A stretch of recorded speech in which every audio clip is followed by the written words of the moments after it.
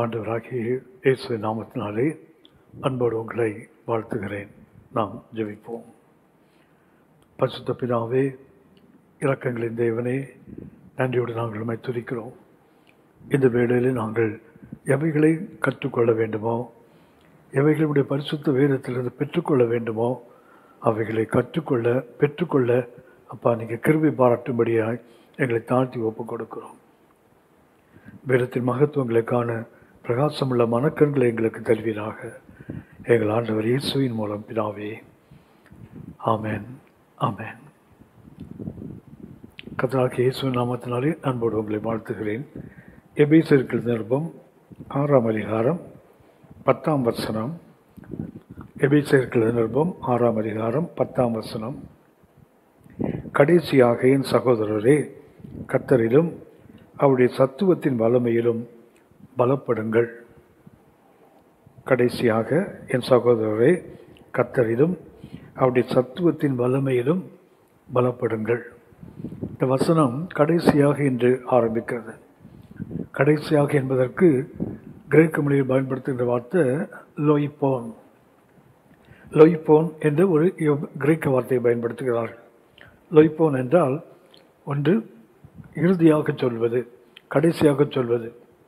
மற்றொன்று, உதாரணமாக பிலிப்பியர் 3ஆம் அதிகாரம் 1ஆம் வசனத்தில் நாம் அந்த வசனம் ஆரம்பிப்பதை பார்க்கிறோம். மேலும் என் சகோதரரே, கர்த்தருக்குள் சந்தோஷப்படுங்கள். பிலிப்பியர் 3 வாசிக்கிறோம். மேலும் என்று ஆரம்பிக்கிறதே அங்கேயும் அதே லோய்போன் என்ற கிரேக்க வார்த்தை தான். 1 தெசலோனிக்கேயர் 4ஆம் அதிகாரம் 1ஆம் வசனத்திலும் பார்க்கிறோம். அன்றியும் சகோதரரே, நீங்கள் இன்னின்ன பிரகாரமாய் நடக்கவும் தேவனுக்கு பிரியமாய் இருக்கவும் வேண்டும் என்று நீங்கள் எங்களால் கேட்டு ஏற்றுக்கொண்டபடியே அதிகமாய் தேரும்படி என்று அந்த வசனம் சொல்கிறது. 1 தெசலோனிக்கேயர் 4:1 அன்றியும் என்று ஆரம்பிக்கிறது. அங்கேயும் அந்த லோய்போன் என்ற கிரேக்க வார்த்தை தான். அதாவது அந்த லோய்போன் அல்லது தமிழில் கடைசியாக மேலும் அன்றியும் அப்படி சொல்லும்போது இது பரிசுத்த ஆவியின் பலத்தோடு கிருபையினாலே சபைக்கு சொல்ல வேண்டியதை சொல்லிக்கொண்டே வந்து இறுதியாக இதுவரை சொன்னதை அவர் இறுதிப்படுத்தி சொல்லுகிறார். இதுவரை சொன்னதனுடைய அந்த முடிவுரையாக இந்த வேத பகுதியை சுட்டி காட்டுகிறது இந்த லோய்போன் என்ற கிரேக்க வார்த்தை.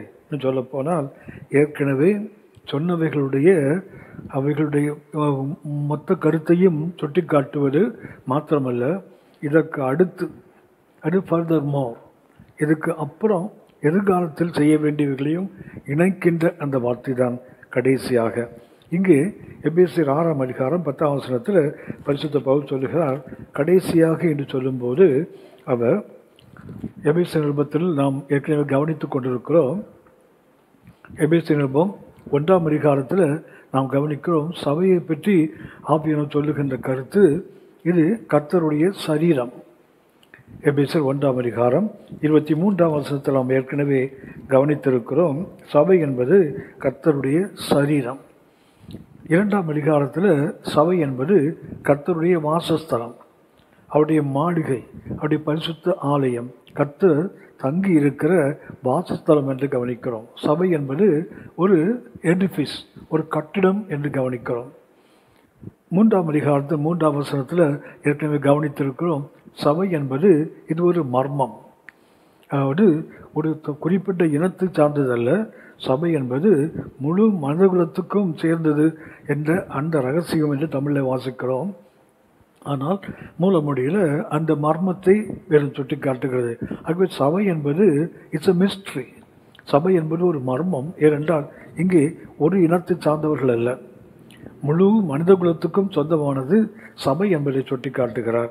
4ஆம் அதிகாரத்தில் நாம் 24ஆம் வசனத்தில் கவனிக்கிறோம். சபை என்பது புதிய மனிதன். சபை என்பது தேவனுடைய மெய்யான நீதியிலும் பரிசுத்தத்திலும் தேவனுடைய சாயலாக சிருஷ்டிக்கப்பட்ட புதிய மனிதன் என்று வாசிக்கிறோம். 5ஆம் அதிகாரத்தில் நாம் ஏற்கனவே கவனித்திருக்கிறோம். சபை என்பது மணவாட்டி என்று வாசிக்கிறோம். சபையை குறித்து எபேசியர் 5ஆம் அதிகாரம் 31 வாசிக்கிறோம், 33 வரை வாசிக்கிறோம். இது ஒரு பெரிய ரகசியம். சபை என்பது ஒரு பெரிய ரகசியம். ஏனென்றால் இது கிறிஸ்துவனுடைய மணவாட்டி என்று வேதம் சொல்லுகிறது. 6ஆம் அதிகாரத்தில் அவர் சொல்லிக்கொண்டே வரும்போது 6ஆம் அதிகாரம் 10ஆம் வசனத்தில் கடைசியாக என் சகோதரரே என்று சொல்கிறாரே, அதாவது சபையை பற்றி சொல்லிக்கொண்டே வருகிறார். 5 கருத்துக்களை சொல்லிவிட்டார். 6ஆம் அதிகாரத்தில் சபை என்பது ஒரு போர் வீரன். Church is a warrior. சபை என்பது ஒரு யுத்த வீரன், ஒரு போர் வீரன் என்பதை தொடர்ந்து வாசிக்க பார்க்கிறோம். ஏனென்றால் எபேசியர் 6:11 வாசிக்கிறோம், நீங்கள் பிசாசின் தந்திரங்களோடு எடுத்து நிற்க திராணி உள்ளவர்களாகும்படிக்கு என்று வாசிக்கிறோம். ஆகவே சபை என்பது பிசாசுக்கு எதிர்த்து நிற்க திராணி உள்ளவர்களாக மாற வேண்டும். ஆகவே அந்த 6ஆம் அதிகாரம் 10ஆம் வசனத்தில் அந்த கடைசியாக அவர் சொல்லுகிறார், சபை என்பது அது சரீரத்திலிருந்து சபை என்பது மணவாட்டி வரை சொல்லிவிட்டு சொல்லுகிறார், சபை என்பது இது யுத்தம் செய்ய வேண்டிய அல்லது போர் செய்ய வேண்டிய அவசியம் உள்ளது என்று அவர் சுட்டி காட்டுவார். ஆகவே தான் 6ஆம் அதிகாரம் 10ஆம் வசனத்தில் கடைசியாக நான் மேலும் உங்களுக்கு சொல்வது, அன்றியும் நான் உங்களுக்கு சொல்லுவது, அல்லது இனி நீங்கள் சந்திக்க போகிற இனி அவசியமான ஒன்று. ஆவிக்குரிய உலகத்தில் ஆவிக்குரிய உலகம் என்பது அது ஒரு மலர் மஞ்சம் அல்ல. ஆவிக்குரிய வாழ்க்கை என்பது it's not a play ground. இது ஒரு விளையாட்டு களம் அல்ல, இது ஒரு பேட்டில் ஃபீல்டு, ஒரு யுத்த களம். ஆகவே இந்த யுத்த களத்தை சபை சந்தித்து கர்த்தருக்காக எழும்பி நிற்க வேண்டுமானால் 6ஆம் அதிகாரம் 10ஆம் வசனத்தில் சொல்கிறார், கடைசியாக என் சகோதரரே கர்த்தரிலும் அவருடைய சத்துவத்தின் வல்லமையிலும் பலப்படுங்கள் என்று பரிசுத்த ஆவியாளர் பரிசுத்த மனிதனை கொண்டு சபைக்கு அவர் சுட்டி காட்டுகிறார். ஆகவே பிசாசின் தந்திரங்களோடு நாம் எதிர்த்து நிற்க, சபை எதிர்த்து நிற்க திராணி உள்ளதாக மாற வேண்டும். ஏனென்றால் சபை என்பது உபத்திரவங்கள் ஏதோ ஒரு குறிப்பிட்ட காலத்துக்கல்ல. அது ஆதி திருச்சபையிலிருந்து நாம் பார்த்தால், சபை சரித்திரத்தை பார்த்தால், சபை எல்லா காலகட்டங்களிலும் அது எதிர்ப்புகளையும் போராட்டங்களையும் எதிரியினுடைய எல்லா தந்திரங்களையும் தாண்டித்தான் சபை வந்திருக்கிறது. ஆகவே சபை என்பது இது ஒரு யுத்த களம். சபை என்பது ஒரு ஆவிக்குரிய போர் செய்ய வேண்டிய அவசியம் உள்ளவர்கள். இந்த யுத்தம் எல்லா காலங்களிலும் தொடர்ந்து நடந்து கொண்டே இருக்கும். ஆகவே தான் சொல்கிறார், நீங்கள் கர்த்தரிலும் அவருடைய சத்துவத்தின் வல்லமையிலும் பலப்படுங்கள்.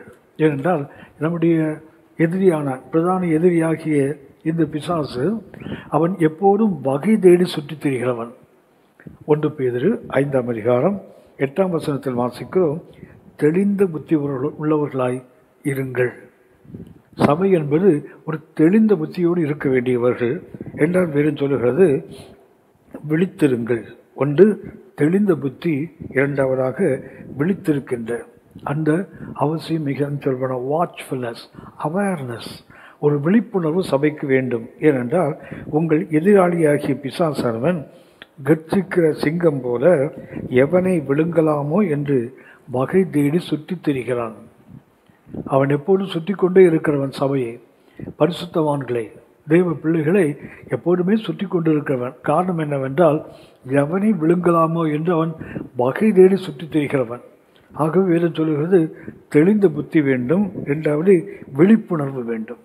ஆகவே ஆவிக்குரிய வாழ்க்கை என்பது, மறுபடியும் சொல்லுகிறேன், it is not a play ground. இது ஒரு விளையாட்டு திடல் அல்ல, ஒரு விளையாட்டுகின்ற களம் அல்ல.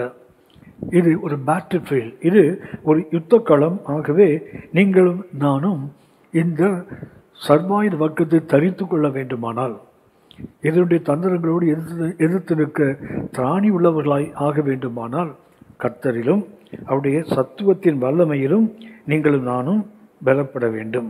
ஆகவே முதலாவது பரிசுத்த பவுல் கடைசியாக சுட்டி காட்டுகிறார், கர்த்தரில் நீங்கள் பலப்பட வேண்டும்.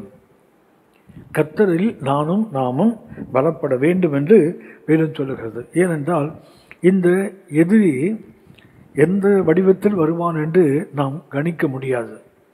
அவன் எந்த வடிவத்தை வேண்டுமானாலும் எடுத்துக்கொள்வான். அவன் எந்த விதத்திலானாலும் நம்முடைய மனதை சோறு உண்டாக்கி நம்மை தளர்ந்து போக பண்ணுவான்.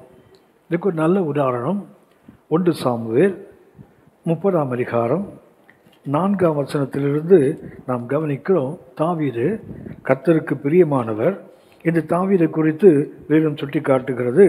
1 சாமுவேல் 30ஆம் அதிகாரம் 4ஆம் வசனம். அப்பொழுது தாவீதும் அவனோடு இருந்த ஜனங்களும் அழுகிறதற்கு தங்களில் பலமில்லாமல் போக மட்டும் சத்தமிட்டு அழுதார்கள். ஒரு பெரிய இழப்பை தாவீது சந்திக்கிறார். அவரும் அவரோடு இருந்தவர்களும், அவருடைய மனைவி, அவருடைய பிள்ளைகள், அவருடைய உடைமைகள், ஆடு மாடுகள் எல்லாமே எதிரிகளால் கொண்டு போகப்படுகிறது. மாத்திரமல்ல, அவர்கள் இந்த தாவீது அவரோடு இருந்த ஜனங்களுடைய எல்லா கூடாரங்களையும் அவருடைய உடைமைகளை அவர்கள் எரித்து விட்டு போய்விடுகிறார்கள். திருடி விட்டு போனால் கூட கொஞ்சம் கிடைக்கும், ஆனால் இவர்கள் அக்னியினால் சுட்டரித்து விட்டு போய்விடுகிறார்கள். ஆகவே முழுவதும் இழந்து போன ஒரு நிலையில் இருக்கிறார்கள். இருக்கும்போது வேலை சொல்லுகிறது, தாவீதும் அவனோட ஜனங்களும். தாவீது அவருடைய வாழ்க்கையை பார்க்கும்போது அவர் பெரும்பாலான நேரங்களில் அவர் கண்ணீரோடு இருப்பதைத்தான் பார்க்க முடியும். சங்கீதங்களை சுட்டி காட்டுகிறார், என் கண்ணீரால் என் படுக்கையை நனைத்தேன் என்று தமிழில் வாசிக்கிறோம். ஆனால் ஆங்கிலத்தில் வாசிக்கிறோம், I made my couch to swim in my tears. அவருடைய படுக்கை அவருடைய கண்ணீரிலே மிதந்து கொண்டிருந்தது என்று தாவீது சொல்லுகிறார். அந்த அளவுக்கு அழுது கொண்டு வந்தவர் தான். அவர் நெருக்கப்படும் போதெல்லாம் தேவனை நோக்கி அழுது இந்த தேவ சமூகத்திலிருந்து கிருபைகளை பெற்றுக்கொள்ளுகிறவர். ஆனால் 1 சாமுவேல் 30:4 வாசிக்கிறோம், தாவீதும் அவருடைய ஜனங்களும் அழுகிறதற்கு பலன் இல்லாமல் போக மட்டும் அவர்கள் சத்தமிட்டு அழுதார்களாம். அழுவதற்கு பலம் வேண்டுமா என்றால் கொஞ்சம் சிந்திக்க வேண்டியது. ஆனால் தாவீதுக்கு அழுவதற்கு கூட பலம் இல்லையா, அந்த அளவுக்கு நெருக்கப்படுகிறார். அந்த நெருக்கப்படும் போது இடம் சுட்டி காட்டுகிறது, அவரோடு இருந்தவர்கள் தாவீதை கல்லெறிந்து கொள்ள வேண்டும் என்று தீர்மானிக்கிறார்கள்.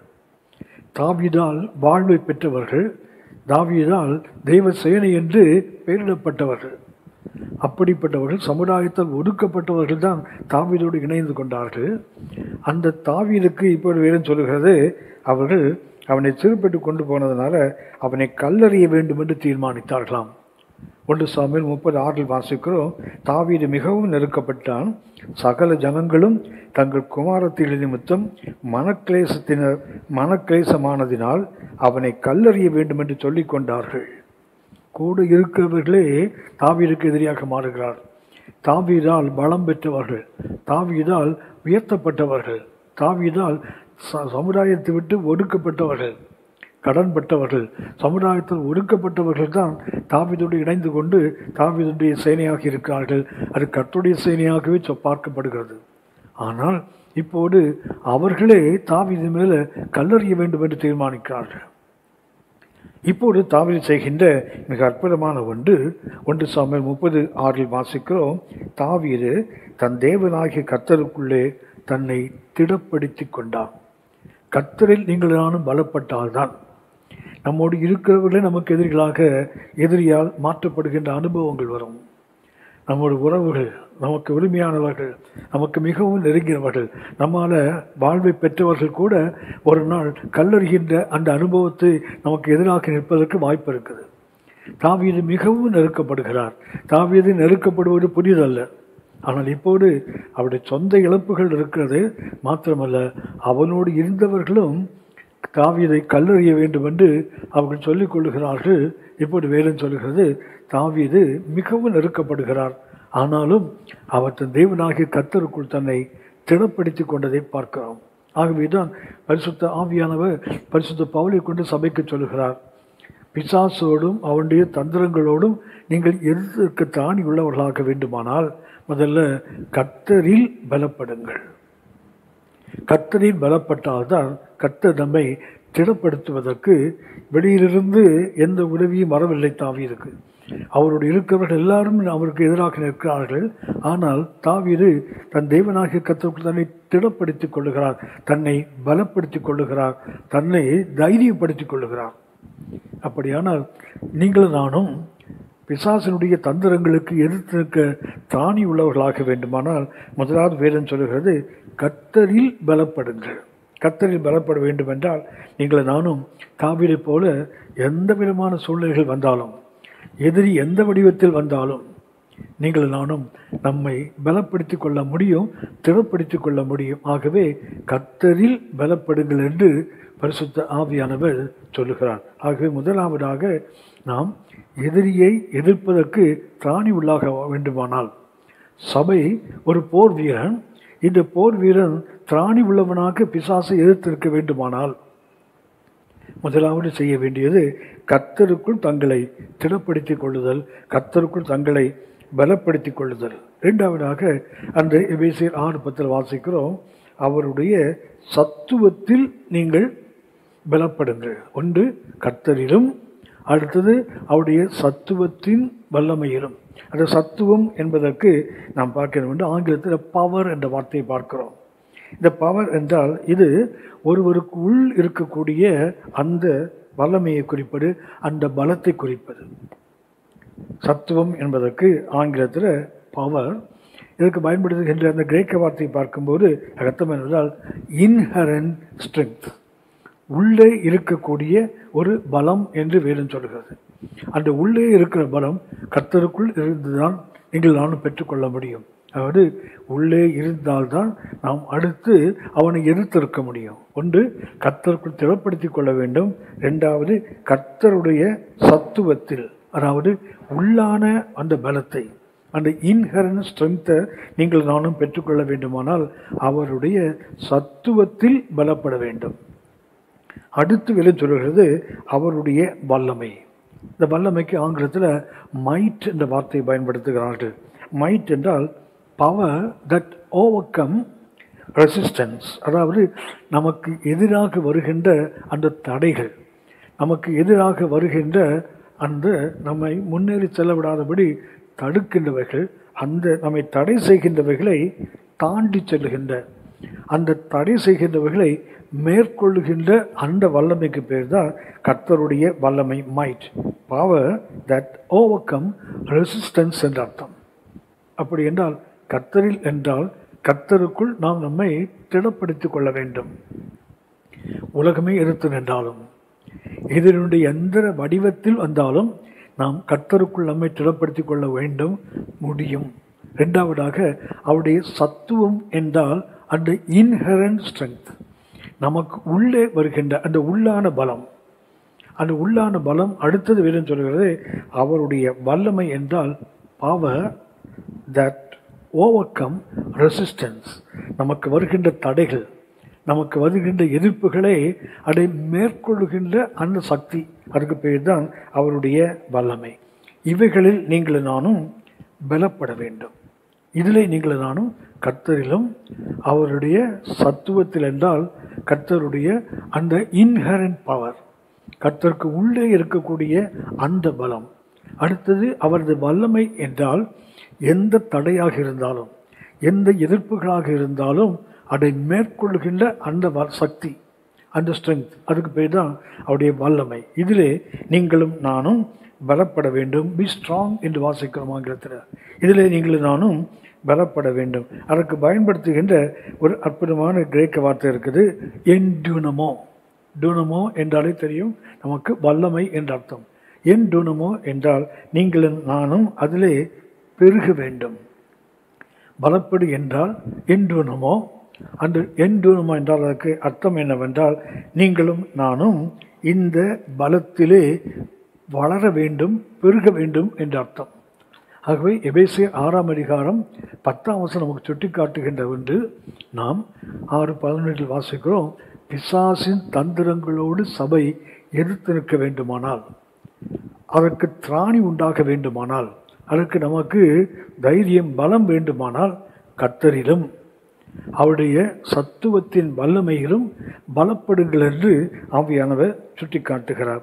ஏன் கர்த்தரிலும் அவருடைய சத்துவத்தின் வல்லமையிலும் நீங்கள் நானும் ஒவ்வொரு நாளும் பெருக வேண்டும்? ஒரு காலத்தில் பெற்றுக்கொண்ட அந்த வல்லமை, அந்த சத்துவம் அல்லது கர்த்தரில் நாம் பலப்படுகின்றோமே, அது ஒவ்வொரு காலத்தோடு நின்று விடுவதில்லை, அது ஒவ்வொரு நாளும் வளர வேண்டும். ஏனென்றால் ஆவிக்குரிய வாழ்க்கையில் ஆரம்பத்தில் இருக்கின்ற பிரச்சனைகளைப் போல, ஆரம்பத்தில் இருக்கின்ற அந்த தடைகளைப் போல, நாம் ஆவிக்குரிய வாழ்க்கையை தொடங்கினது போது இருக்கின்ற அந்த எதிர்ப்புகளை விட ஆவிக்குரிய வாழ்க்கையில் வளர வளர அது அதிகமாகி கொண்டுதான் போகும். நாம் அறிந்து வந்து எகிப்திலிருந்து பஸ்கா ஆற்றின் இரத்தத்தினாலே விடுவிக்கப்பட்ட மக்கள் அவர்கள் புறப்பட்டு வரும்போது சிவந்த சமுத்திரம் தடையாய் நிற்கிறது. அது அவருடைய ஆவிக்குரிய வாழ்க்கையின் தொடக்கத்தில் வருகின்ற அந்த தடை. அந்த தடையை கர்த்தர் மோசேயை கொண்டு அந்த சமுத்திரத்தை பிளந்து இவர்களை நடக்க வைத்தார். அதாவது விடுவிக்கப்பட்ட மக்கள் ஆரம்பத்தில் சந்திக்கின்ற அந்த சிவந்த சமுத்திரம், அந்த தடை. ஆனால் கர்த்தருடைய கிருபை மோசையின் மூலமாக சமுத்திரம் பிளக்கப்படுகிறது. அவர்கள் காய்ந்து போன ஒரு தரை வழியாக, வெட்டாந்தரை வழியாக அவர்கள் நடந்து போனார்கள். இது ஆரம்ப அனுபவம். ஆனால் 40 ஆண்டுகள் வனாந்தர பயணத்தை தாண்டி அவர்கள் கானானுக்குள் பிரவேசிக்க வேண்டுமானால் எரிகோவுக்கும் தேவ ஜனங்களுக்கு நடுவே ஓடுகின்ற அந்த யோர்தானை பார்க்கிறோம். இந்த யோர்தானுக்கு கர்த்தர் சொல்கிறார், ஆசாரியர்கள் உடன்படிக்கை பெட்டியை சுமந்து கொண்டு அவர்கள் அந்த பிரவாகித்து போகிற அந்த யோர்தானை மிதிக்க வேண்டும். இவர்கள் கால்களை வைத்து அதை மிதித்து கடந்து போகும்போது யோர்தான் பின்னிட்டு போகும், அது பிளந்தது. ஆகவே ஆரம்பத்தில் ஆவிக்குரிய வாழ்க்கை தொடக்கத்தில் சிவந்த சமுத்திரம் பிளந்தது, நடந்தார்கள். ஆனால் 40 ஆண்டு ஆவிக்குரிய அனுபவங்களுக்கு பிறகு, கர்த்தர் நடத்தி கொண்டு வந்த பிறகு, இப்போது பிளந்த பிறகு நடக்க முடியாது, நடந்த பிறகுதான் யோர்தான் பின்னிட்டு ஓடும் பிளக்கும். ஏனென்றால் தொடக்கத்தில் நாம் சந்திக்கிற ஆவிக்குரிய அந்த பிரச்சனைகளைப் போல முடியும் போது இருப்பதில்லை. அது வர வர கடினமாகும். அப்படி கடினமாகும் போது நீங்களும் நானும் கர்த்தரிலும் அவருடைய சத்துவத்தின் வல்லமையிலும் நாம் பலப்பட்டால் மாத்திரமே நாம் பிசாசனுடைய தந்திரங்களுக்கு எதிர்த்து நிற்க தானி உள்ளவர்களாக மாற முடியும். ஆகவே கர்த்தர் அவருடைய சத்துவம் அவருடைய வல்லமையில நாம் வளர வேண்டுமானால் முதலாவதாக தேவனை பற்றிய ஒரு தெளிவான புரிந்து கொள்ளுதல் நமக்கு தேவை. A proper understanding about our God. நாம் ஆராதிக்கிற தேவனை, ஏன் நாம் கர்த்தரிலும் அவருடைய சத்துவத்தின் வல்லமையிலும் பலப்பட வேண்டுமானால், நாளுக்கு நாள் வளர வேண்டுமானால், வேதம் சொல்லுகிறது நமக்கு நாம் ஆராதிக்கிற தேவனை பற்றிய ஒரு சரியான அறிவு நமக்கு வேண்டும். ஏனென்றால் நாம் அறிந்திருக்கிறோம், யோவான் 17ஆம் அதிகாரம் 2-3 வசனங்களில் வாசிக்கிறோம், ஒன்றான மெய்தேவனாகிய உம்மையும் உடைய குமாரனாகிய இயேசு கிறிஸ்துவையும் அறிவதுதான் நித்திய ஜீவன். அந்த முடிவில்லாத வாழ்க்கைக்கு நாம் கடந்து போகிறோமே, அதற்கு தேவை என்னவென்றால் கர்த்தரை அறிகின்ற அறிவு. அந்த அறிவு இருந்தால் மாத்திரமே நீங்கள் நானும் எதிரொலி எழுத்து நிற்க முடியும். ஆவிக்குரிய வாழ்க்கையில் ஒவ்வொரு நாளும் பலப்பட்டு கடந்து போக முடியும். ஆகவே கர்த்தரிலும் ஒரு சத்துவத்திலும் நீங்கள் நானும் பலப்பட வேண்டுமானால், ஒரு ஆவிக்குரிய வாழ்க்கையில் வருகின்ற அந்த எதிர்ப்புகள் போராட்டங்களை தாண்டி அதை மிதித்து நாம் ஒரு வெற்றி வீரனாக சபை கடந்து போக வேண்டுமானால், முதலாவதாக கர்த்தரை பற்றிய அந்த அடிப்படை தன்மையில் அறிந்து கொள்ள வேண்டியது God is the warrior. கர்த்தர் தான் யுத்த வீரர். அநேக யுத்த வீரர்கள் வேதத்தில் இருக்காங்க, உலகத்தில் இருப்பதாக வரலாறு சொல்கிறது. ஆனால் கர்த்தர் தான் போர் வீரர், கர்த்தர் தான் யுத்த வீரர். யாத்ராகமம் 15ஆம் அதிகாரம் 2-3 வசனங்களில் அவர்கள் சிவந்த சமுத்திரத்தை கடந்து வந்தபோது தேவனை மகிமைப்படுத்தி பாடுகிறார்கள். யாத்ராகமம் 15ஆம் அதிகாரம் 1, 2, 3 வசனங்களில் வாசிக்கிறோம். அப்பொழுது மோசேயும் இஸ்ரவேல் புத்திரரும் கர்த்தரை புகழ்ந்து பாடின பாட்டு, கர்த்தரை பாடுவேன், அவர் மகிமையாய் வெற்றி சிறந்தார், குதிரையையும் குதிரை வீரனையும் கடலிலே தள்ளினார், கர்த்தர் என் பலனும். சிவன் சொல்லி பிளந்து இவர்கள் வெட்டாந்தரையில் நடந்தார்கள். ஆனால் அவர்களை சிறைப்பிடிப்பதற்கு பின்னாடி வந்தவர்கள் சிவந்த சமூகத்தில் அவர்கள் அமிழ்ந்து போனார்கள். அதை அவர்கள் பாடும்போது சொல்லுகிறார்கள், மோசே அவரோடு பாடின மக்கள் சொல்லுகிறார்கள், கர்த்தர் என் பலனும் என் கீதவுமானவர், அவர் எனக்கு ரட்சிப்புமானவர், அவரே என் தேவன், அவருக்கு வாசஸ்தலத்தை ஆயத்தம் பண்ணுவேன், அவரே என் தகப்பனுடைய தேவன், அவரை உயர்த்துவேன். ஏனென்றால் கர்த்தர் யுத்தத்தில் வல்லவர், கர்த்தர் யுத்தத்தில் வல்லவர். ஏன் சபை கர்த்தரிலும் அப்படி சத்துவத்தில் வல்லமையின் பலப்பட வேண்டுமானால் அவர்தான் யுத்தத்தில் வல்லவர். இந்த யுத்தத்தில் வல்லவர் உங்களுக்கு எனக்கும் மகிமையான காரியங்களை செய்ய முடியும். ஆகவே சபை என்பது இது பலவீனமானதல்ல. சபை என்பது யுத்தத்தில் வல்லவராகிய தேவனை பின்பற்றி போகிறவர்கள், தேவனை தன் சொன்ன தேவனாக கொண்டவர்கள். இந்த 2ஆம் வாசிக்கிறோம். யாத்திராகமம் 15:2 கர்த்தரின் பலனும் என் கீதமுமானவர், அவர் எனக்கு ரட்சிப்புமானவர், அவரே என் தேவன், அவருக்கு வாசஸ்தலத்தை ஆயத்தம் பண்ணுவேன், அவரே என் தகப்பனுடைய தேவன், அவரை உயர்த்துவேன், கர்த்தரே யுத்தத்தில் வல்லவர். ஆகவே கர்த்தரிலும் சத்துவத்திலும் நாம் ஏன் பலப்பட வேண்டுமானால் அவர்தான் யுத்தத்தில் வல்லவர். சங்கீதம் 24 8 முதல் 10 வசனங்களில் நாம் வாசிக்கிறோம். யார் இந்த மகிமையின் ராஜா? அவர் வல்லமையும் பராக்கிரமும் உள்ள கர்த்தர், அவர் யுத்தத்தில் பராக்கிரமுள்ள கர்த்தராமே. சங்கீதம் 24:8 சொல்கிறது, யார் இந்த மகிமையின் ராஜா? வல்லமையும் பராக்கிரமும் உள்ள கர்த்தர், அவர் யுத்தத்தில் பராக்கிரமம் உள்ள கர்த்தராமே. வாசல்களே உங்கள் தலைகளை உயர்த்துங்கள், அநாதி கதவுகளை திறவுங்கள், உயருங்கள், மகிமையின் ராஜா உட்பிரவேசிப்பார். யார் இந்த மகிமையின் ராஜா? அவர் சேனைகளின் கர்த்தரானவர். அவர் சேனைகளின் கர்த்தர், லார்ட் ஆஃப் ஹோஸ்ட்ஸ். இவர் சேனைகளின் கர்த்தர் என்றால் இவருடைய சேனை மிக மிக பெரியது. எண்ணிலடங்காத போர் வீரர்களை கொண்ட அந்த சேனைகளுக்கு இவர் கர்த்தர். இவர் சேனைகளின் கர்த்தர், அவரே மகிமையின் ராஜா. ஆகவே கர்த்தர் யுத்தத்தில் பராக்கிரமம் செய்கிறவர், கர்த்தர் யுத்தத்தில் வல்லவர். இந்த கர்த்தரிலும் அவருடைய சத்துவத்தின் வல்லமையிலும் சபை ஒவ்வொரு நாளும் பலப்பட வேண்டும். அப்பொழுதுதான் நம்முடைய பிரதான எதிரியாகிய பிசாசை, அவருடைய தந்திரங்களை நாம் எதிர்த்திருக்க திராணி உள்ளவர்களாக மாற முடியும். ஒன்றாவது, God is the warrior. கர்த்தர் தான் யுத்தத்தில் வல்லவர், அவர் பராக்கிரமம் செய்கிறவர். அவருக்கு பேரு சேனைகளின் கர்த்தர். அதாவது பெரிய இராணுவத்தினுடைய அந்த லார்ட் ஆஃப் ஹோஸ்ட், அதாவது சேனைகளின் கர்த்தர். ரெண்டாவதாக, ஏன் நீங்கள் நானும் கர்த்தருடைய சத்துவத்தின் வல்லமையின் பலப்பட வேண்டுமானால் இந்த தேவன் நம்மை யுத்தத்துக்கு பழக்க வைக்கிறவர், யுத்தத்துக்கு நம்மை பயிற்றுவிக்கிறவர். சங்கீதம் 141:44 கவனிக்கிறோம். சங்கீதம் 144:1 மிக தெளிவாக சொல்லுகிறது. தாவீது சொல்லுகிறார், என் கைகளை போருக்கும் என் விரல்களை யுத்தத்திற்கும் படிப்பிக்கிற என் கண்மலையாகிய கர்த்தருக்கு ஸ்தோத்திரம். இரண்டாவதாக, கர்த்தரிலும் வல்லமையிலும் ஏன் சபை பலப்பட வேண்டுமானால் இவர் நம்மை யுத்தத்துக்கு பயிற்றுவிக்கிறவர். என் கைகளை போருக்கு, என் விரல்களை யுத்தத்துக்கு படிப்பிக்கிற என் கண்மலையாகிய கர்த்தருக்கு ஸ்தோத்திரம் என்று தாவீது சொல்லுகிறார்.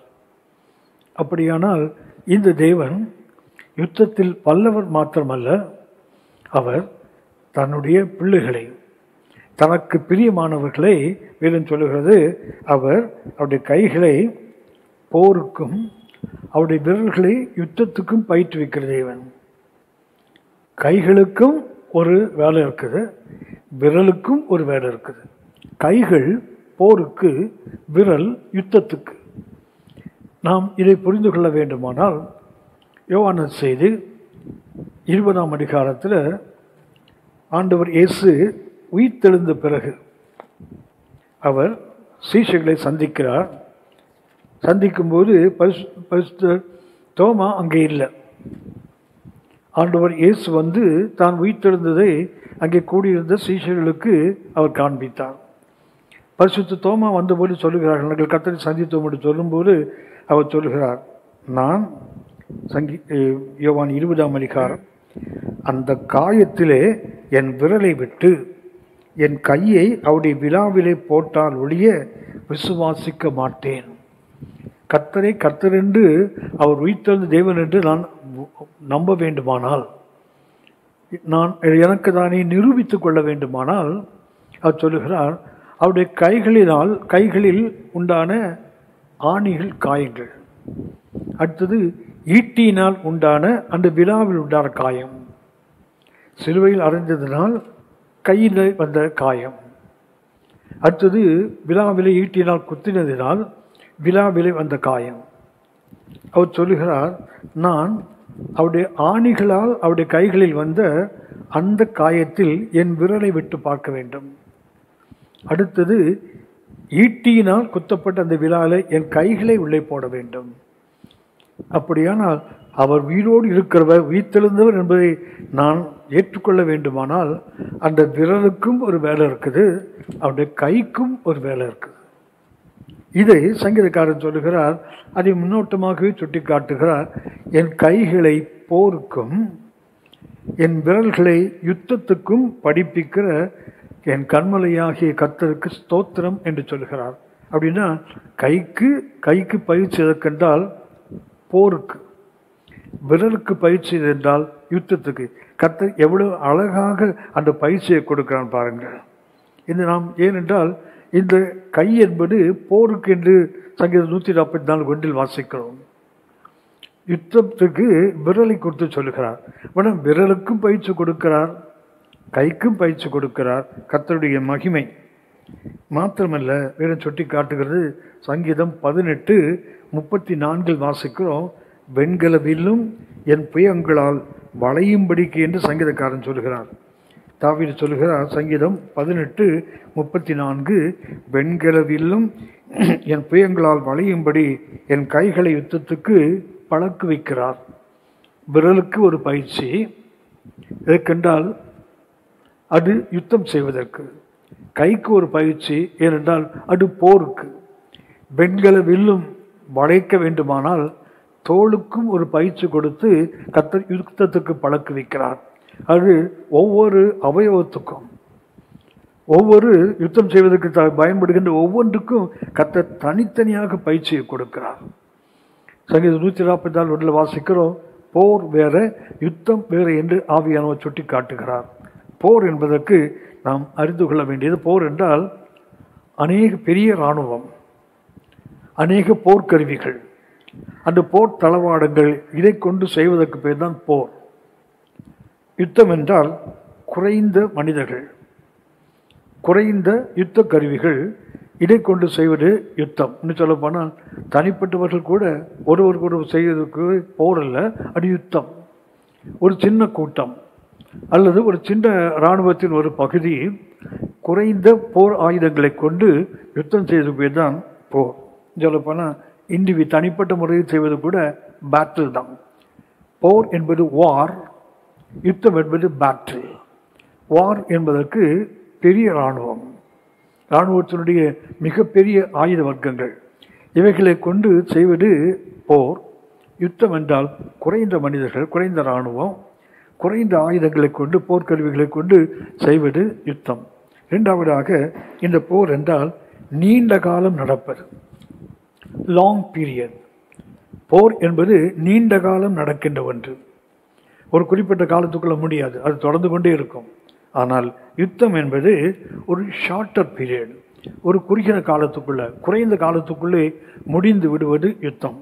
மூன்றாவதாக யுத்தம் என்பது, போர் என்பது அநேக இடங்களில் நடக்கும், மெனி லொக்கேஷன்ஸ்.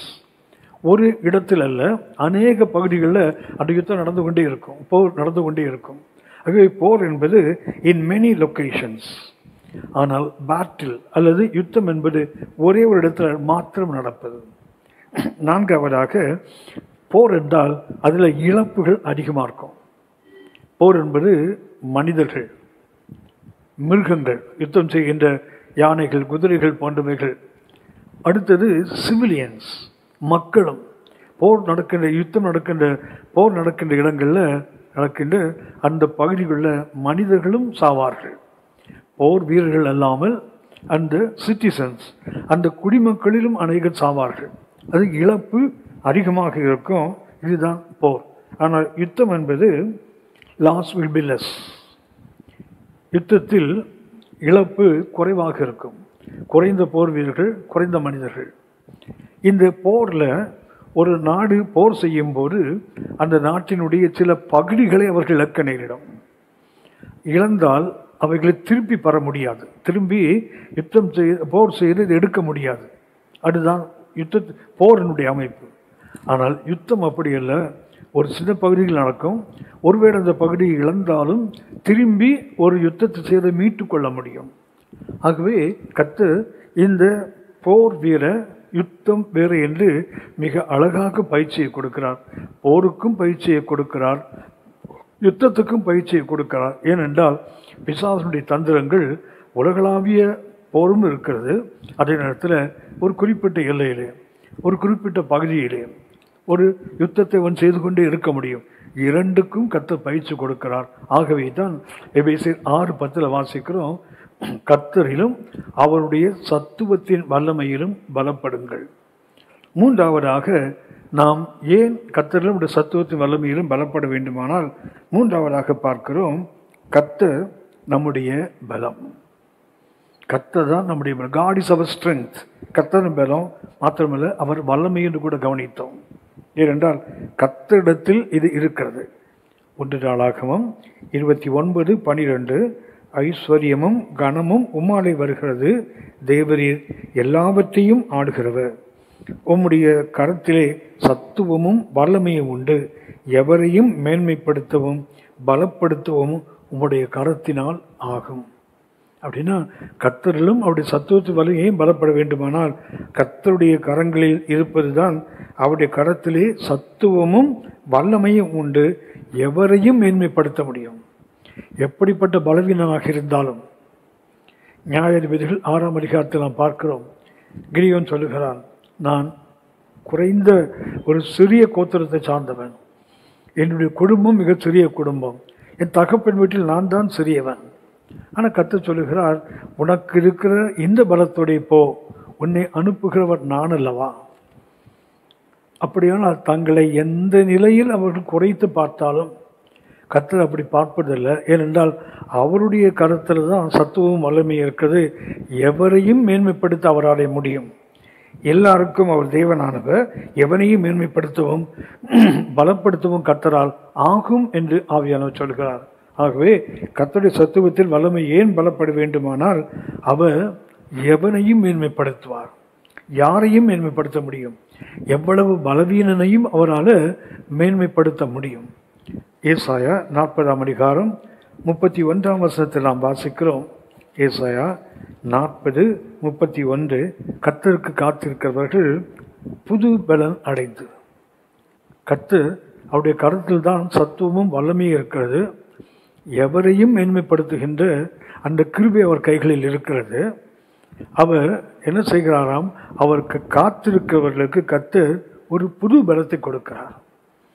ஏற்கனவே இருந்த அந்த பலம் அல்ல, கர்த்தர் ஒரு புது பலத்தை கொடுப்பார் என்று ஏசாயா 40:31 வாசிக்கிறோம். ஏனென்றால் இடம் சுட்டி காட்டுகிறது. ஏசாயா 40:28-29 வாசிக்கிறோம், பூமியின் கடையாந்தங்களை சிருஷ்டித்த கர்த்தராகிய அநாதி தேவன் சோர்ந்து போவதில்லை. கர்த்தர் ஒருபோதும் சோர்ந்து போவதில்லை. மாத்திரமல்ல, அவர் இளைப்படைவதும் இல்லை. இதை நீ அறியாயோ, எது நீ கேட்டதில்லையோ, அவருடைய புத்தி ஆராய்ந்து முடியாதது. கர்த்தர் ஒருபோதும் சோர்ந்து போகிறவர் அல்ல, கர்த்தர் ஒரு இளைத்து போகிறவர் அல்ல.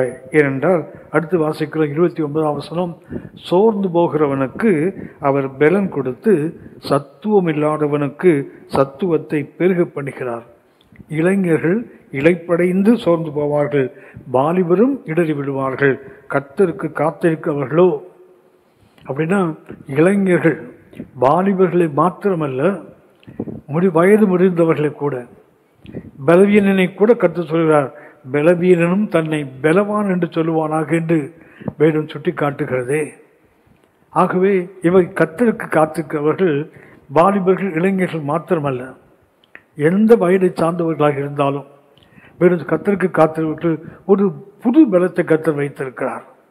ஆகவே கர்த்தரில் ஏன் அவர்களும் அவருடைய சத்துவத்து வல்லமையை பலப்பட வேண்டுமானால், கர்த்தர் அவருடைய வல்லமையை, அவருடைய சத்துவத்தை எந்த நிலையில் இருந்தாலும் அவர் ஒருபோதும் குறைத்து கொடுக்கிறவர் அல்ல, அவர் புது பலத்தை கொடுக்கிறவர். இதில் நாம் கவனிக்க வேண்டிய ஒன்று, கர்த்தரிலும் அவருடைய சத்துவத்தின் வல்லமையிலும் பலப்பட வேண்டும். இதற்கு எதிரானது என்னவென்றால் சுய பலத்தை நம்புவது. கர்த்தரில் அவருடைய சத்துவத்தின் வல்லமையில் பலப்பட வேண்டுமானால் செய்ய வேண்டிய ஒன்று, சுய பலத்தில் நீங்கள் நானும் யுத்தம் செய்துவிடக்கூடாது. எதிரியை நமது சுய பலத்தில், நம்முடைய கடந்த கால அனுபவங்களை கொண்டு எதிரியை எதிர்த்து நின்றால் நமக்கு அந்த திராணி உண்டாகாது. நாம் தோற்று போவதற்கு எல்லாவித வாய்ப்புகளும் இருக்கிறது. ஒரு உதாரணத்தை வேறு நமக்கு சுட்டி காட்டுகிறது. யாத்திராகமம் 17ஆம் அதிகாரம் 7ஆம் வசனத்தில் வாசிக்கிறோம். யாத்திராகமம் 17ஆம் அதிகாரம் 7ஆம் வசனத்தில் வாசிக்கிறோம். இஸ்ரவேல் புத்திரர் வாதாடி நிமித்தமும் அவர்கள் ரெவிதீமிலே தண்ணீருக்காக போராடினார்கள். கர்த்தர் அவர்களுக்கு கன்மலையை பிளந்து தண்ணீரை கொடுத்தார். அவர்கள் வாதாடின நிமித்தம் கர்த்தர் நடுவில் இல்லையோ இருக்கிறாரா இல்லையா என்று அவர்கள் கர்த்தரை பரீட்சை பார்த்தது நிமித்தம் அவன் அந்த ஸ்தலத்துக்கு, மோசே இந்த இடத்துக்கு மாசா என்றும் மேரிபா என்றும் பெயரிடுகிறார். அந்த இடத்துல தெய்வஜனங்கள் கர்த்தர் நம்மோடு இருக்கிறாரா இல்லையா என்று சந்தேகப்பட்டு அவர்கள் கர்த்தரை சோதித்தது நிமித்தம் கர்த்தர் அந்த இடத்துல அவர்களுக்கு தண்ணீரை கொடுக்கிறார். அந்த இடத்துல அமலேக்கியர் வந்து ரெவிதீமிலே இஸ்ரவேலோடு யுத்தம் பண்ணினார்கள். இஸ்ரவேல் மக்கள் 430 ஆண்டுகளாக எகிப்திலே அடிமைகளாக இருக்கிறார்கள். போருக்குரிய பயிற்சியோ யுத்தத்துக்கு தேவையான எந்த விதமான பயிற்சிகளும் அற்றவர்கள். இவர்களுக்கு யுத்தத்தை கண்டால் சோர்ந்து போவார்கள் என்று கானான் தேசம் வழியாக போவது கிட்டே இருந்தாலும் கர்த்தர்களை வனாந்தரம் வழியாக நடத்தினார். கர்த்தர் எந்த யுத்தத்தை தவிர்க்க விரும்பினாரோ அந்த யுத்தத்தை அமலேக்கியன் வந்து திணிக்கிறான் ரெவிதீமிலே. அப்போது வீரன் சுட்டிக்காட்டு, அப்போது மோசே யோசுவாவை அழைத்து அவர் சொல்கிறார், நீ நமக்காக மனிதரை தெரிந்து கொண்டு புறப்பட்டு அமலேக்கோடு யுத்தம் பண்ணு. நாளைக்கு நான் மலை உச்சியில் தேவனுடைய கோலை என் கைகளில் பிடித்து கொண்டு நிற்பேன். யுத்தம் இஸ்ரவேலில் திணிக்கப்படுகிறது. யுத்த பயிற்சி இல்லாதவர்கள் போர்க்கருவிகள் எவ்வளவு இருந்தோ நமக்கு மேலும் சொல்லவில்லை. ஆனால் இவர்களுக்கு எதிராக அமலேக்கியன் யுத்தத்துக்கு வருகிறான். வரும்போது மோசே சொல்லுகிறார், நீ நமக்காக மனிதர்களை தெரிந்து கொண்டு நீ யுத்தத்துக்கு ஆயத்தப்படு. நான் கர்த்தருடைய கோலின் கைகள் பிடித்து கொண்டு நாளை நான் கர்த்தருடைய மலையின் பர்வதத்தின் மேல் நிற்பேன். நான் மலை உச்சியில் நிற்பேன். கர்த்தருடைய மனிதன், கர்த்தருடைய கோல் கையில் இருக்கிறது. அவர் நிற்பது கர்த்தருடைய பர்வதம். இது நிற்கிறார். ஆனால் வீரன் சொல்லுகிறது 11ஆம் வசனம், யாத்திராவுக்கு 17:11, மோசே தன் கையை எடுத்த கையில் இஸ்ரவேலை மேற்கொண்டார்கள். மோசே கைகளை உயர்த்தி தேவக்கோலை உயர்த்தி கொண்டு இருக்கும்போது இஸ்ரவேலர் வெற்றி பெற்றார்கள். ஆனால் அவர் கை தாழ விடுகையில் அமலேக்கு மேற்கொண்டார்கள். தேவ மனிதன் கையில் இருப்பது தேவனுடைய கோல், நிற்பது தேவனுடைய பர்வதம். ஆனால் கைகள் உயர்ந்திருக்கிறது, ரொம்ப நேரம் நிற்க முடியலை. கைகள் தாழ விடும்போது அமலேக்கு மேற்கொள்ளுகிறான், எதிரி மேற்கொள்ளுகிறான். இது ஒரு அனுபவம். யோசுவாவின் புஸ்தகம் 8ஆம் அதிகாரம் 26ஆம் வசனத்தில் வாசிக்கிறோம். யோசுவா 8ஆம் அதிகாரம் 26ஆம் வசனத்தில் வாசிக்கிறோம். ஆயியின் கொடிகளை எல்லாம் சங்கரித்து தீரும் மட்டும் யோசுவா ஈட்டியை நீட்டிக் கொண்டிருந்த தன் கையை மடக்கவில்லை. மோசே கர்த்தருடைய பர்வதத்தில் நிற்கிறார். கையில் இருந்தது கர்த்தருடைய கோல். அதை அவர் உயர்த்தி பிடித்திருக்கும் போது இஸ்ரவேல் மேற்கொண்டார்கள். கைகள் தளர்ந்து கீழே இறங்கும் போது எதிரி மேற்கொண்டார். ஆனால் இங்கே பார்க்கிறோம், இது ஆயுக்கு எதிராக நடக்கின்ற யுத்தம். இந்த யுத்தத்தில் வேலன் சுட்டி காட்டுகிறது, அவர் யோசுவா ஈட்டியை ஆயிக்கு நேராக நீட்டி கொண்டிருந்தான் என்று வாசிக்கிறோம். யோசுவா 8:26, ஆயின் கொடிகளை எல்லாம் சங்கரித்து தீர் மட்டும் யோசுவா ஈட்டியை நீட்டி கொண்டிருந்த தன் கையை மடக்கவில்லை. மோசே ஒரு கோலை பிடித்து கொண்டிருக்கிறார். இங்கே யோசுவா ஒரு ஈட்டியை பிடித்து நீட்டி கொண்டிருக்கிறார். மோசேயின் கைகள் இறங்குகிறது. ஆனால் யோசுவாவின் கைகளோ ஈட்டியை நீட்டிக்கொண்டிருக்கிறான் ஆயிக்கு நேராக. ஆயின் குடிகளை சங்கரித்த தீர் மட்டும் அவன் தன் கையை மடக்கவில்லை என்று வேதம் சொல்லுகிறது. நாம் அறிந்திருக்கிறோம், ஒரு கோலை விட ஒரு ஈட்டி அது கனமானது, அது கனம் நிறைந்தது. ஏனென்றால் அந்த ஈட்டினுடைய முனையிலே வெண்கலத்திலோ அல்லது இரும்பிலோ ஒரு உலோகம் இருக்கும். ஆனால் யோசுவாவின் கையில் இருப்பது ஒரு கோல் தான். அங்கே ஒரு ஸ்டாஃப், இங்கே ஒரு ஸ்பியர். கோல் தான் நின்றிருக்க வேண்டும், ஈட்டிக்கு இறங்கி இருக்கணும். ஆனால் கோல் இறங்கினது, ஈட்டி கையை மடிக்கவில்லை என்று வேறு சொல்லுது. ஏனென்றால் மோசே, நான் கர்த்தருடைய கோலை பிடித்துக் கொண்டிருப்பேன், நீ நமக்காக மனிதனை தெரிந்து கொள், நாளைக்கெல்லாம் பர்வதத்தில் இருப்பேன். எல்லாமே நான், நீ, நாம். அவரு சுய பலத்தில் செய்வது.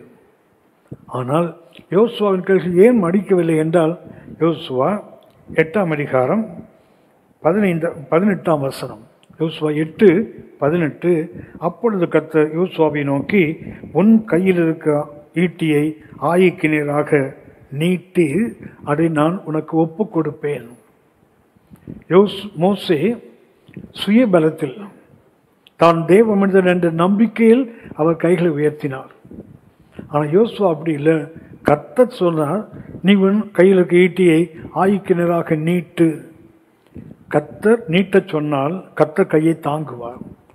நாம கைகளை உயர்த்தினால் நம்முடைய கைகள் கொஞ்ச நேரம் தான் நிற்கும். இதுதான் மனித பலம், இதுதான் சுய பலம். ஆகவே தான் எபேசியர் 6:10 வாசிக்கிறோம், கர்த்தரிலும் அவருடைய சத்துவத்தின் வல்லமையிலும் பலப்படுங்கள். சுயபலம் ஒரு காலம் ஆவிக்குரிய யுத்தத்தில் பிசாசு தந்திரங்களுடைய எதிர்த்து நிற்க அது பயன்படாது. அதைத்தான் வேறு நமக்கு தெளிவாக சுட்டி காட்டுகிறது. ஆகவே கர்த்தர் புது பலத்தை கொடுப்பார்.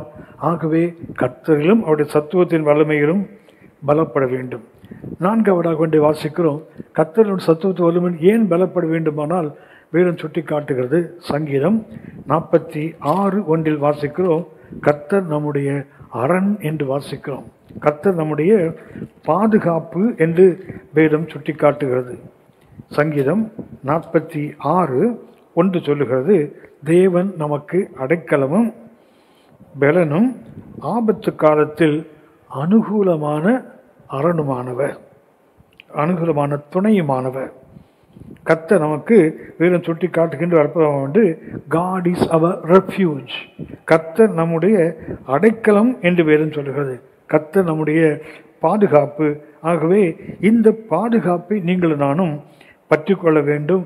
அவர் நம்ம யுத்தத்துக்கு பயிற்றுவித்தால், கர்த்தருடைய சத்துவ வல்லமையின் பலப்பட்டால் கர்த்தர் நமக்கு அரணாக இருப்பார், கர்த்தர் நமக்கு அடைக்கலமாக இருப்பார், பாதுகாப்பாக இருப்பார். ஆதியாகமம் 15ஆம் அதிகாரம் 1ஆம் வசனத்தில் கர்த்தர் ஆபிரகாமுக்கு தரிசனமாக்கி சொல்லுகிறார்.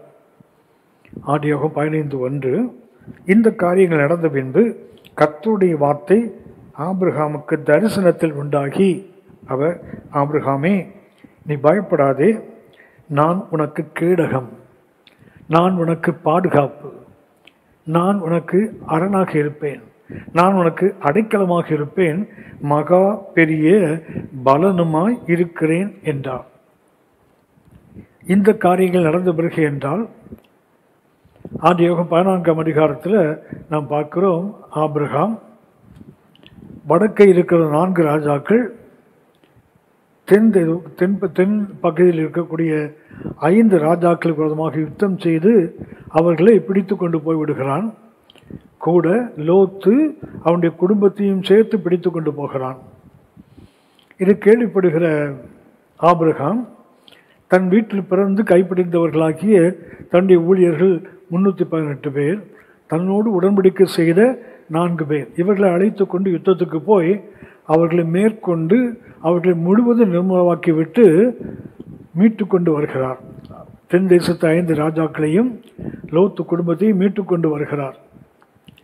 அதற்கு பின்புதான் 15ஆம் அதிகாரம் 1ஆம் வசனத்தில் வாசிக்கிறோம், இந்த காரியங்கள் நடந்த பின்பு ஆபிரகாம் வடதேசத்து ராஜாக்கள் 4 பேரை தோற்கடித்து தென் தேசத்து 5 ராஜாக்களுடைய உடைமைகளை மீட்டு கொண்டு வந்திருக்கிறார். இந்த காரியங்கள் நடந்த பின்பு கர்த்தர் ஆபிரகாமுக்கு தரிசனமாகி, ஆபிரகாமே பயப்படாதே அப்படின்னா, யுத்தத்தில் வெற்றி பெற்று விட்டார், ஆனாலும் உள்ளத்துக்குள்ளே ஒரு பயம் இருந்திருக்கும். தோற்று போனவர்கள் திரும்பி வந்தால்,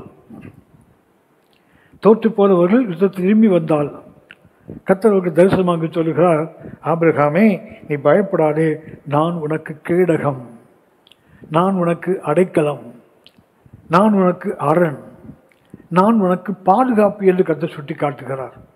ஆகவே சத்துருவை எதிர்த்து நிற்க வேண்டுமானால் நமக்கு தேவையானது கர்த்தருடைய பலம். ஏனென்றால் கர்த்தர் நமக்கு அடைக்கலமாக இருக்க வேண்டுமானால் கர்த்தரிலும் அவருடைய சத்துவத்தின் வல்லமையிலும் பலப்பட வேண்டும். நீதிமொழிகள் 18ஆம் அதிகாரம் 10ஆம் வசனத்தில் வாசிக்கிறோம், கர்த்தருடைய நாமம் பலத்த துருகம். நீதிமொழிகள் 18:10 வாசிக்கிறோம், கர்த்தருடைய நாமம் பலத்த துருகம், நீதிமான் அதற்குள் ஓடி சுகமாய் இருப்பான் என்று வேதம் சொல்கிறது. கர்த்தருடைய நாமம் தான் நமக்கு அடைக்கலம், அதுதான் பலத்த துருகம் என்று வேதம் சொல்கிறது.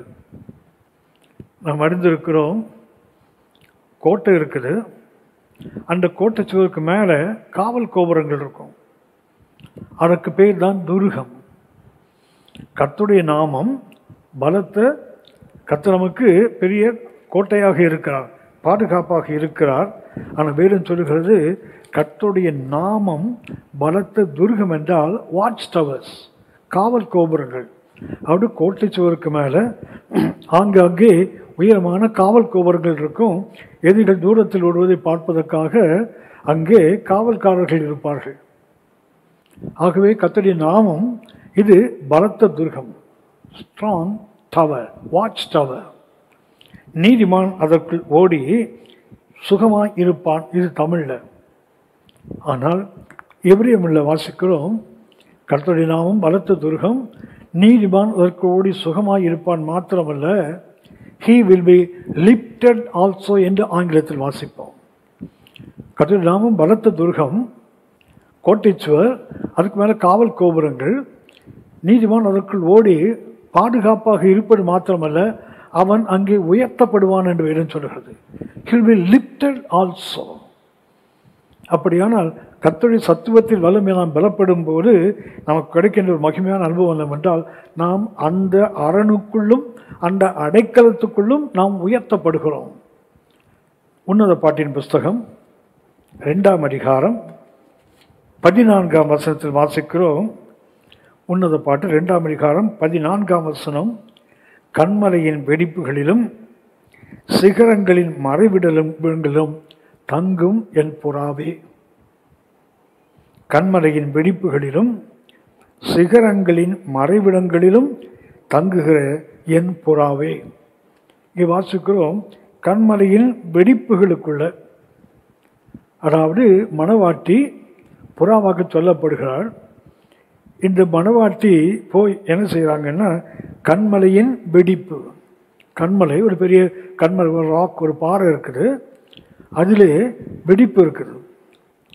இந்த புறாவாகிய மணவாட்டி போய் அந்த கண்மலையின் வெடிப்புக்குள்ளே போகிறார். ஆனால் ஆவியானவருடைய நிறுத்திவிடவில்லை, சிகரங்களின் மறைவிடங்களிலும். இந்த புறா போனது கண்மலையின் வெடிப்பில் தான், கிளெஃப்ட் ராக், பிளக்கப்பட்ட ஒரு புறா, ஒரு பாறை, அதற்குள்ள புறா போகிறது. போனால் அங்கே இருப்பதில்லை, வேதம் சொல்கிறது சிகரங்களின் மறைவிடங்களிலும். அது போனது பிளப்புக்குள்ளே, கண்மலையின் வெடிப்புக்குள்ளே தான் போச்சு. ஆனால் அடுத்த ஆவியானவர் சொல்கிறார், அது சிகரங்களின் மறைவுக்கு வந்துச்சான். இது தமிழில். ஆங்கிலத்தில் இது வாசித்தால் ஸ்டேர்ஸ் ஆஃப் த ராக் என்று வாசிக்கிறோம்.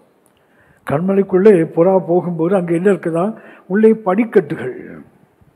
அந்த படிக்கட்டுகள் ஏறி அது சிகரங்களின் மறைவிடத்துக்கு போயிடுது. அது கர்த்தருடைய நாமம். கர்த்தருடைய நாமம் பலத்த துர்கம், நீதிமான் அதற்குள் ஓடி சுகமாய் இருப்பது மாத்திரமல்ல, அங்கே இருப்பது மாத்திரமல்ல, அவன் உயர்த்தப்படுகிறான், அவன் உன்னதமான அனுபவங்களுக்குள் கொண்டு போகப்படுகிறான். ஆகவே தான் கர்த்தருடைய அந்த சத்துவத்திலும் வல்லமையிலும் பலப்பட்டால் நாம் கர்த்தருக்குள் நாம் சென்ற அங்கேயே இருப்பதில்லை. அவருடைய நாமம் பலத்த துர்கம். நாம் அதற்குள் ஓடி போய் சுகமாய் இருப்பது மாத்திரமல்ல, நாம் அங்கே உயர்த்தப்படுகின்ற அனுபவம், வளர்கின்ற அனுபவம். அதைத்தான் பலப்படுங்கள் என்று எபேசியர் 6:10 வாசிக்கிறோம். ஒவ்வொரு நாளும் வளர்ந்து உயர்ந்து செல்லுகின்ற அந்த அனுபவம், அதைத்தான் வேதம் சொல்லுகிறது. ஆகவே கர்த்தரிலும் அவருடைய சத்துவத்தை பலப்படுதல் என்றால் கர்த்தர் நம்முடைய அடைக்கலமாக இருக்கிறார். 5வதாக ஒன்றை நாம் பார்க்கிறோம். கர்த்தர் நம்மை யுத்தத்துக்கு பயிற்றுவிக்கிறவர், நமக்கு சத்துவத்தை வல்லமையை கொடுக்கிறவர், நம்மை உயர்த்துவதெல்லாம் உண்மைதான். ஆனால் இத்தனையும் செய்துவிட்டு நமக்காக யுத்தம் செய்கிறவரும் கர்த்தர் தான். கர்த்தர்களோட சத்துவத்தை வல்லமையை நாம் பலப்பட்டால் 5வதாக வாசிக்கிறோம், God will fight for us. தமக்கு பிரியமானவனுக்காக கர்த்தர் யுத்தம் செய்கிறார். சங்கீதம் 89:23 கர்த்தர் தாவீதை குறித்து சொல்லிக்கொண்டு வரும்போது கர்த்தர் சொல்லுகிறார், சங்கீதம் 89:23, அவன் சத்துருக்களை அவனுக்கு முன்பாக மடங்கடித்து. கர்த்தர் பயிற்றுவிக்கிறார். சங்கீதம் 144 கவனித்தோம். அது தாவீதின் சங்கீதம் தான். என் கைகளை போருக்கு, என் விரல்களை யுத்தத்துக்கும் பயிற்றுவிக்கிற என் கண்மலையாகிய தேவனுக்கு ஸ்தோத்திரம் என்று சொன்னவர். சங்கீதம் 18:34 வாசித்தோம். வெண்கல வில்லும் என் பெயர்களால் வளையும்படிக்கு அவர் என்னை யுத்தத்துக்கு பழக்குவிக்கிறார் என்று சொன்ன தாவீது தான். ஆனால் அந்த தாவீதுக்கு கர்த்தர் சொல்லுகிறார், அவன் சத்துருக்களை அவனுக்கு முன்பாக மடங்கடித்து அவனை பகைக்கிறவர்களை வெட்டுவேன். அப்படியானால் கர்த்தர் பயிற்றுவிக்கிறவர் மாத்திரமல்ல, கர்த்தர் நமக்காக யுத்தம் செய்கிறவரும் கர்த்தர் தான். யாத்ராகமம் 14:14 சொல்லுகிறது, நீங்கள் சும்மா இருப்பீர்கள், கர்த்தர் உங்களுக்காக யுத்தம் பண்ணுவார். அப்படி என்றால் ஏன் கர்த்தருடைய சத்துவத்தாலும் பலப்பட வேண்டுமானால் வேதம் சொல்லுகிறது, அவர் நமக்கு எல்லா பயிற்சிகளையும் கொடுத்து விட்டு சொல்லுவார், நீ சும்மா இரு, உனக்காக நான் யுத்தம் செய்கிறேன். ஆகவே யுத்தம் நம்முடையது, கர்த்தருடையது. நமக்காக கர்த்தர் யுத்தம் பண்ணுவார். ஆகவே கர்த்தருடைய சத்துவத்தாலும் பலப்பட்டால் நீங்கள் நானும் ஒருபோதும் அந்த பிசாசுக்கு எதிர்த்து தாணி இல்லாதவர்களாய் இருக்கவே முடியாது. ஏனென்றால் நமக்காக யுத்தம் செய்கிற கர்த்தர் இருக்கிறார்.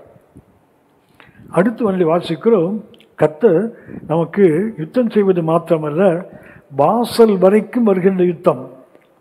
அதாவது அந்த வாசலை தாண்டினால் நாம் நிர்மூலமாக்கப்படுவோம். அந்த நம்முடைய கோட்டையின் வாசலின் எல்லை வரைக்கும் யுத்தம் வந்தாலும் அதிலும் நமக்கு வெற்றியை கொடுக்கிறவர் மிக அற்புதமான அவசியமான ஒன்று. ஏசாயா 28:6 கர்த்தர் ஒரு அற்புதமான வசனத்தை நமக்காக எழுதி வைத்திருக்கிறார். ஏசாயா 28:6 நியாயம் விசாரிக்க உட்காருகிறவனுக்கு நியாயத்தின் ஆவியாகவும். கர்த்தர் நியாயம் விசாரிக்க என்ன செய்கிறானா, அவன் விசாரிக்க உட்காருகிறவனுக்கு நியாயத்தின் ஆவியாகவும். அடுத்து யுத்தத்தை அதன் வாசல் மட்டும் திருப்புகிறவர்களின் பராக்கிரமமாகவும் இருப்பார். கர்த்தர் யுத்தத்துக்கு தேவையான அந்த ஆலோசனையையும் கொடுக்கிறார். நியாயம் விசாரிக்க உட்காருகிறவனுக்கு நியாயத்தின் ஆவி என்று வாசிக்கிறோம்.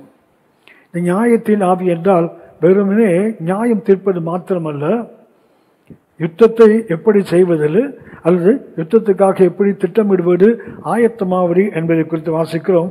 நியாயம் விசாரிக்க உட்கார்கிறவனுக்கு நியாயத்தின் ஆவியாகவும். ஒன்று, நியாயம் தீர்ப்பதற்கு வேண்டிய ஆவியையும் கொடுக்கிறார், அபிஷேகத்தையும் கொடுக்கிறார். இரண்டாவதாக யுத்தத்துக்கு தேவையான ஆலோசனைகளையும் கொடுக்கிறார். அடுத்து யுத்தத்தை அதன் வாசல் மட்டும் திருப்புகிறவர்களின், அதாவது யுத்தம் வாசல் வரைக்கும் வந்துவிட்டது, ஆனாலும் அந்த வாசலை தாண்டி கர்த்தர் உள்ளே வரவிட மாட்டார். அவர் அந்த வாசலில் யுத்தத்தை திருப்புவதற்கு தேவையான பராக்கிரமமாகவும் இருப்பார், பலமாகவும் இருப்பார். ஆகவே நீங்கள் நானும் மிக அவசியமாய் கற்றுக்கொள்ள வேண்டியது யோசுவாவின் புஸ்தகம் 8ஆம் அதிகாரம். நாம் அறிந்த ஒன்று, யோசுவா 8ஆம் அதிகாரம் 1 முதல் 29 உள்ள வசனங்களை பார்த்தால், எரிகோ தேவஜான்கள் துதித்ததினால் விழுந்தது. அடுத்து அவர்களுக்கு முன்பானது ஆயி. அந்த ஆயி மிக சிறிய பட்டணம்தான். அதை வேவுகாரன் பார்த்து வந்து சொல்கிறார்கள், 2000 அல்லது 3000 பேர் போனால் போதும், நாம் அதை எளிதாக மேற்கொள்ளலாம். 3000 பேர் அனுப்பப்படுகிறார்கள் யோசுவாவினால். ஆனால் நடந்தது என்னவென்றால், அங்கே அவர்கள் தோற்கடிக்கப்பட்டு 36 பேர் கொல்லப்படுகிறார்கள். மீதி போர் வீரர்கள் திரும்ப தோற்று ஓடி வருகிறார்கள். இப்போது யோசுவா தேவ சமூகத்தில் விழுந்து யோசுவாவின் மூப்பர்களும் அழுது தேவ சமூகத்தில் கேட்கிறார்கள். அப்போது கர்த்தர் யுத்தத்துக்கு அவர்களுக்கு ஆலோசனை கொடுக்கிறார். யோசுவாவின் புத்தகம் 8ஆம் அதிகாரம் 1 முதல் 29 வசனங்களை பார்த்தால் அந்த ஆயி பட்டணத்தை எப்படி மேற்கொள்ள வேண்டும் என்று கர்த்தர் ஆலோசனை கொடுக்கிறார். அதாவது 2000-3000 பேர் அல்ல, முழு இராணுவமும் போக வேண்டும். போய் ஆயிக்கு முன்பாக ஒரு பகுதியும் ஆயிக்கு பின்புறத்தில் இன்னொரு பகுதியும் அவர்கள் அங்கே பதிவிருக்க வேண்டும் என்று கர்த்தர் அவருக்கு ஆலோசனை கொடுக்கிறார். இவர்களை பார்க்கும்போது ஆயி ஏற்கனவே வெற்றி பெற்றவர்கள். ஆகவே அவர்கள் யுத்தத்துக்கு வரும்போது அவர்கள் கோட்டை வாசலை திறந்து வெளியே வரும்போது முன்பக்கத்தில் இருக்கிறவர்கள் தோற்று போகிற போல ஓட வேண்டும். இவர்களை துரத்தி கொண்டு ஆயின் இராணுவம் போகும்போது பின்னாடி பதிவு இருக்கிறவங்க கோட்டைக்குள் நுழைந்து ஆயி பட்டத்துக்குள் நுழைந்து அதை கொளுத்த வேண்டும். அங்கே புகை எழும்பும்போது முன்னாடி தோற்று ஓடி போகிறவர்கள் போல இருப்பவர்கள் திரும்ப வேண்டும். திரும்பும்போது அந்த ஆயின் மனிதர்கள், அந்த போர் வீரர்கள் நடுவே அகப்பட்டுக் கொள்வார்கள். முன்னும் பின்னும் யுத்தம் நடக்கும். அவர்கள் எளிதாக மேற்கொள்ளப்படுவார்கள். கர்த்தர் இப்படிப்பட்ட ஒரு ஆலோசனையை யுத்தத்துக்கு கொடுக்கிறார். அதுதான் ஏசாயா 28:6 வாசிக்கிறோம். அவர் நியாயம் விசாரிக்கிறவருக்கு நியாயத்தின் ஆவி என்று வாசிக்கிறோம். அது நியாயம் விசாரிப்பதற்கு மாத்திரம் உள்ள அபிஷேகம் அல்ல, யுத்தம் செய்வதற்கு தேவையான ஆலோசனை. யுத்தத்தில் வல்லவராச்ச அவர் ஆலோசனை கொடுப்பதைத்தான் அங்கே சுட்டி காட்டுகிறார். இரண்டாவது, வாசல் மட்டும் வருகின்ற யுத்தத்தை கூட அவர் திருப்புவதற்கு கர்த்தர் பலப்படுத்துகிறவர் என்று ஏசாயா 28:6 வாசிக்கிறோம். யுத்தத்தை அதன் வாசல் மட்டும் திருப்புகிறவர்களின் பராக்கிரமமாகவும் இருப்பார். ஆகவே நியாயத்தின் ஆவி மாத்திரமல்ல, அவர் பராக்கிரமத்தின் ஆவியாகவும் தன் பிள்ளைகளுக்கு, தன் ஜனங்களுக்கு இருப்பார்.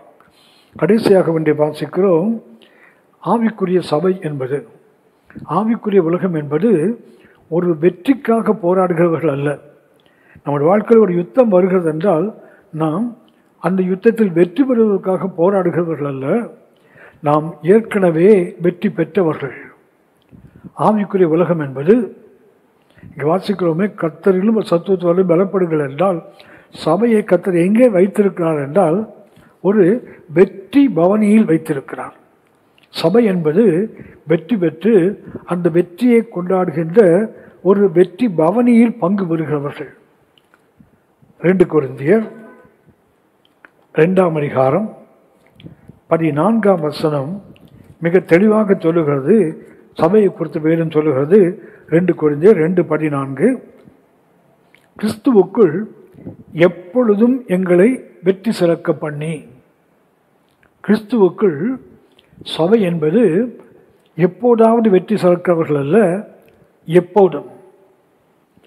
ஆகவே நீங்கள் நானும் சபை என்பது கர்த்தரிலும் சத்துவத்து வல்லமையில் ஏன் பலப்பட வேண்டுமானால் we are already victorious. அந்த வெற்றி சிறக்க பண்ணி என்பதற்கு ஆங்கிலத்தை பார்த்தீங்கன்னா he has made us to participate in the triumphal march. நாம் எங்கே இருக்கிறோம், சபை என்பது எங்கே இருக்கு சொன்னால், நீங்களும் நானும் தேவனால் அந்த வெற்றி பவனியில் பங்கு பெற வைக்கிறவர்கள். நீங்கள் நானும் நாம் எங்கே இருக்கிறோம் என்றால் வேறு நமக்கு தெளிவாக சொல்லுகிறது, God has made us to take part in the triumphal march. அந்த வெற்றி பவனி இருக்கிற வெற்றி பெற்ற ஆண்டவர் இயேசு முன்னாடி போகிறார். அவருடைய சேனைகளாகிய அவருடைய சபை அதை பின்பற்றி போகிறது. ஆகவே நாம் ஏற்கனவே அதைத்தான் சொல்லுகிறார், கிறிஸ்துவுக்குள் எப்பொழுதும் எங்களை வெற்றி சிறக்க பண்ணி. சபை என்பது எப்போதுமே வெற்றி பவனியில் இருப்பது. உலகம் ஒரு வெற்றியை பெறுவதற்காக யுத்தம் செய்யும். ஆனால் சபை அப்படி இல்லை.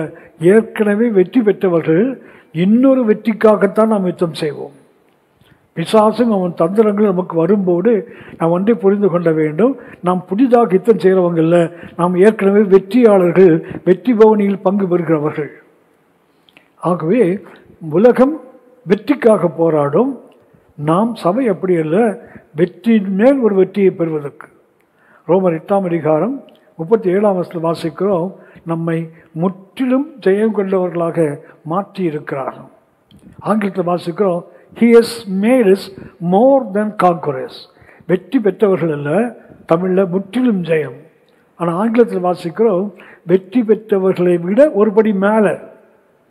ஆகவே நமக்கு ஒரு பெரிய நம்பிக்கை இருக்கிறது. கர்த்தரிலும் அவர் சத்துவத்தின் வல்லமையிலும் பலப்பட்டால் நம்ம எங்கே இருக்கிறோம்?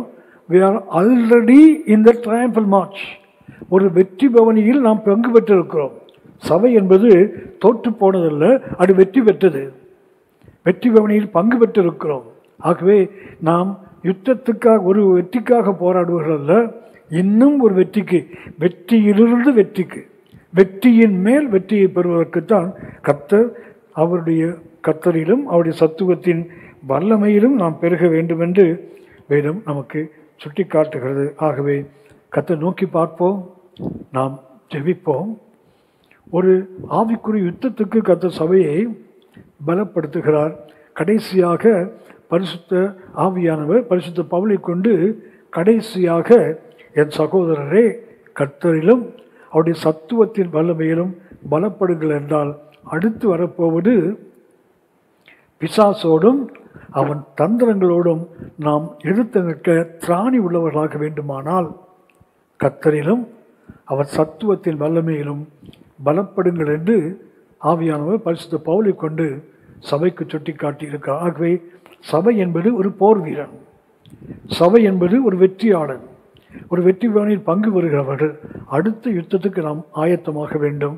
கர்த்தரை நோக்கி பார்ப்போம், நாம் ஜெபிப்போம். பரிசுத்த பிதாவே, உங்கள் குமாரனும் எங்கள் ஆண்டவருமாகிய இயேசுவின் நாமத்தினால எங்களுக்கு நீங்கள் கொடுத்திருக்கிற இந்த மகிமையான நம்பிக்கைக்காக நாங்கள் மக்கள் நன்றி செலுத்துகிறோம். கர்த்தரிலும் அவருடைய சத்துவத்தின் வல்லமையிலும் பலப்பட எனக்கும் எங்களுக்கும் வேண்டிய கிருபை தருவீராக. பிசாசுடைய தந்திரங்களை எதிர்த்து நிற்க நாங்கள் திராணி உள்ளவர்களாய் மாற எங்களுக்கு கிருபை பாராட்டுவீராக. அதற்கு எங்களுக்கு வேண்டிய உங்களை பற்றிய ஒரு சரியான அறிவை நாங்கள் பெற்றுக்கொள்ள எனக்கும் எங்களுக்கும் உதவி செய்வீராக. எங்கள் ஆண்டவர் இயேசுவின் மூலம் பிதாவே, ஆமேன், ஆமேன். கர்த்தர் உங்களை ஆசீர்வதிப்பாராக. ஆமேன்.